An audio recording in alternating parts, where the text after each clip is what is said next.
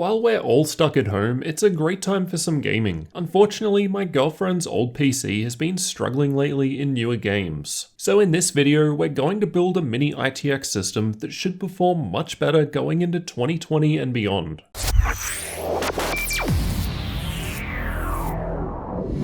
I actually did a video on the PC we're upgrading from about 3 years ago. It's got an Intel 6700K, Nvidia GTX 1060 3GB, 16GB of memory, and a 512GB NVMe M.2 SSD. I picked a decent CPU at the time with the idea of just upgrading the GPU sometime in the future. And although the GPU is the current limitation there with modern games, rather than just upgrading that, we're going down the new build path. Here's the hardware I'll be using for this new system. I've had the NZXT H210i for a while now, and according to my girlfriend, small case equals cute, so we're going with that. It's a Mini-ITX case, so the rest of the hardware has been selected with this in mind. And of course, this one has an RGB light strip along the top which can be customized through the NZXT cam software, along with other things like fan speeds. I wanted to go with Ryzen 3000 as they offer good performance per dollar at the moment, and ended up using the 3600X with stock cooler. Now hear me out, I think the 3600X is a bad choice when you can get the 3600 for less money. I don't suggest buying a 3600X unless the price is very close to the 3600. However, I had both from my 3600 vs 3600X comparison, and considering I probably won't need the 3600X for future content, I've sacrificed it to this build. Another reason to go with this platform is the AM4 socket. We could upgrade to a 16-core 3950X in future when it's cheaper, of course with a cooler upgrade, or potentially even next-gen Ryzen.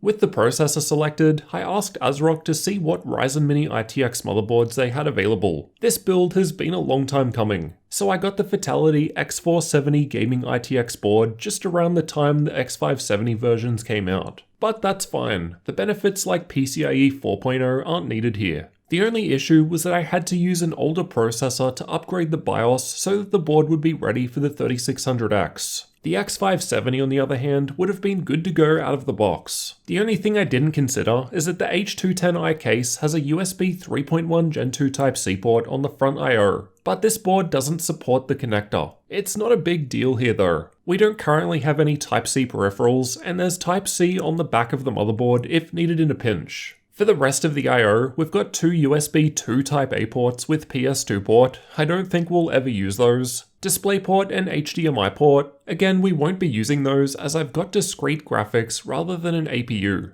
USB 3.1 Gen 2 Type-A and C port, two USB 3.1 Gen 1 Type-A ports, Gigabit Ethernet, audio ports, and Wi-Fi 5 and Bluetooth 5 support once we attach the included antenna. There's a single NVMe M.2 slot on the back of the board, and I've populated this with the MP33 from Teamgroup, which is a 1TB NVMe SSD with good read and write speeds. This will be a nice upgrade over the slower 512GB drive in the old system as games continue to get larger. With this case, it's also possible to access it from the back if you remove the two 2.5-inch drive mounts that cover it. For the graphics, Gigabyte sent over their GeForce RTX 2060 Mini ITX OC. Now I do actually have sufficient space in the H210i for a regular sized GPU. However, I wasn't sure if I'd be going with an all-in-one liquid cooler at the front of the case, which would reduce the space. So figured that as I can get essentially all the performance in a smaller size, that I might as well. This thing is tiny for the power it's packing. At just 17 centimeters in length, it's only got one fan, is powered by one 8-pin power connector, and has one HDMI 2.0B output and three DisplayPort 1.4 outputs. Despite being smaller, it's still got an ever so slight overclock over reference and still runs cool enough under load. My girlfriend streams on Twitch, so the upgrade to the NVENC encoder should also be good. I had to route the front panel audio cable above the single PCIe slot, as there was no space to get it under the 2060, which I guess is just a limitation of the smaller Mini-ITX board.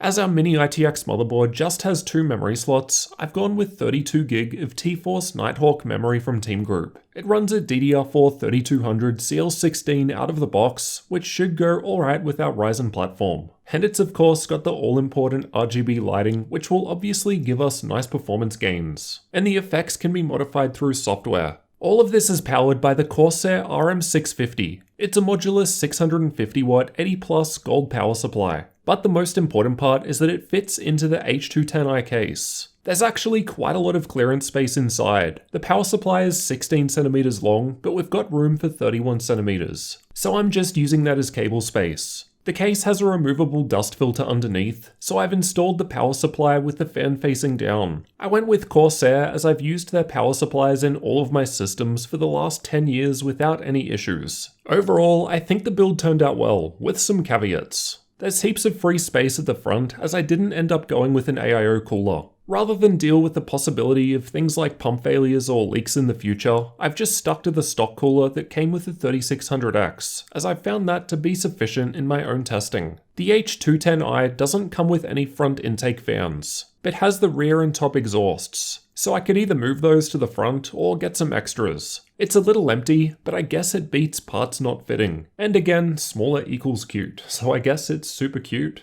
Not being able to use the front Type-C port was a bit of an oversight on my part when picking out the motherboard, but not a deal breaker. The upgrade process to get the X470 board was a bit annoying, but went smoothly enough. If you don't have an older Ryzen CPU spare, I'd suggest looking at a newer model with Ryzen 3000 support out of the box. I think they have an upgrade program where they will send you out an old chip to upgrade with, but again, it's more work. The Wi-Fi antenna cables are a bit messy. It would have been nice if they were just antenna sticks on the back. With this hardware, it should be capable of just about any game thrown at it, especially given it's only hooked up to 1080p monitors. I'd consider the system to be above mid-range with decent upgrade paths available in terms of processor and graphics. Today though, all modern games run great with good settings, and it's a nice upgrade coming from that 1060 3GB system with half the RAM, half the storage, and fewer CPU cores, all while in a much more compact case. This was my first Mini-ITX build, and I think it turned out pretty good. Maybe next time I'll take some ideas from Mr. Optimum Tech and go even smaller.